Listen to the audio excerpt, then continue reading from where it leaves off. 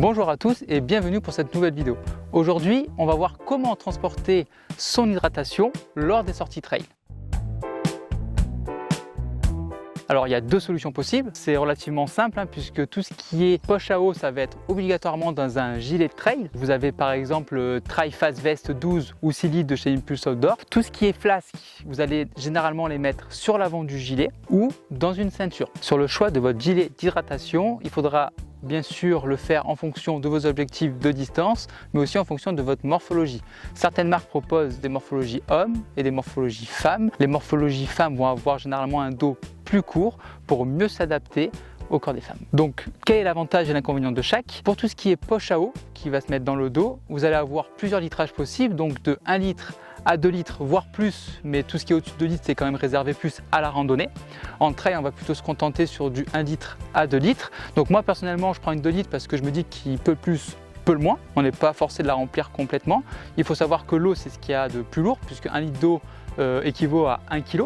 Donc ça, c'est à prendre en compte. En général, on la met dans le dos, parce que forcément, on va avoir plus de poids, donc c'est bien d'avoir le plus de poids à l'arrière. Ensuite, au niveau des flasques, pareil, on va avoir plusieurs tailles. On va avoir du 250, du 500, voire du 600. Mais en général, ce qui est le plus répandu, ça va être quand même du 500 ml. Donc on va mettre 500 d'un côté, 500 de l'autre pour être bien équilibré. Ce qui est pas mal quand même, c'est lorsqu'on a la poche derrière, c'est d'avoir aussi les flasques devant, parce que ça permet justement d'équilibrer l'avant et l'arrière du sac. Cet équilibrage va permettre de diminuer le ballottement qui est vraiment désagréable quand on court. Le gros avantage d'avoir les flasques à l'avant, c'est que ça permet en compétition de pouvoir taper dedans facilement, sans forcément toucher sa réserve qu'il y a derrière. On va pouvoir la remplir très rapidement au ravito. C'est quand même un gros avantage lorsqu'on joue un peu le chrono. C'est quand même bien aussi mentalement de savoir qu'il me reste toujours une petite réserve derrière. Entre deux ravitaux, il fait plus chaud, j'ai une grosse côte ou je dois beaucoup boire. C'est quand même bien d'avoir une belle réserve. L'avantage d'avoir deux flasques différentes, c'est que je peux varier les contenants.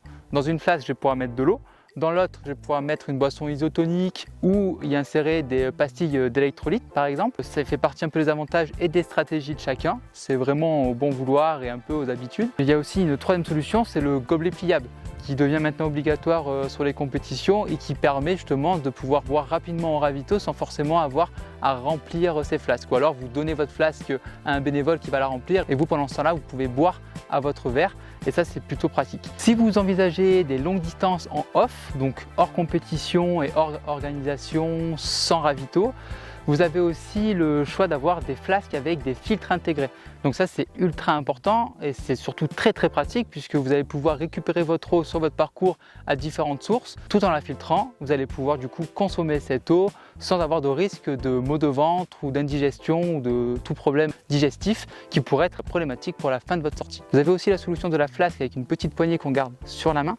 Donc ça c'est une solution qui est plus utilisée pour le running, qui permet sur les courtes distances de ne pas s'embarrasser d'une ceinture ou d'un gilet et de ne pas avoir à garder une main serrée sur une gourde, ce qui est gênant pour courir. Donc là, vous avez juste une poignée, vous la passez dedans et vous sentez quasiment pas votre contenant.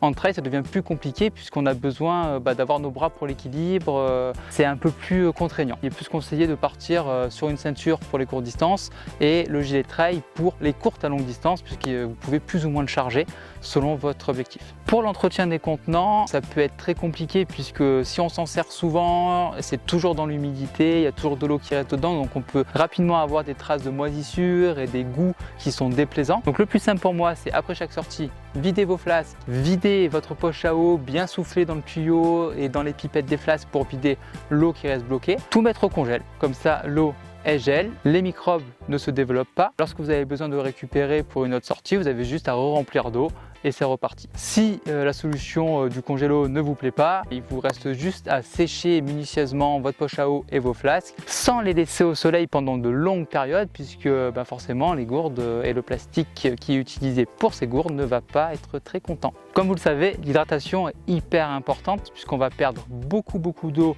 pendant l'effort. L'hydratation va permettre justement de compenser cette perte en eau, de diminuer ou de prévenir tout risque de crampe. Donc c'est vraiment important de s'hydrater avant l'effort pour préparer le corps, pendant l'effort pour vraiment compenser toutes ces pertes et ensuite après l'effort pour avoir une bonne récupération. Pour vous aider dans cette hydratation, vous avez plusieurs solutions comme des pastilles d'électrolytes ou des boissons isotoniques. Pensez également à tout ce qui est compote et gel qui vous apporte en plus de la nutrition un petit peu d'hydratation.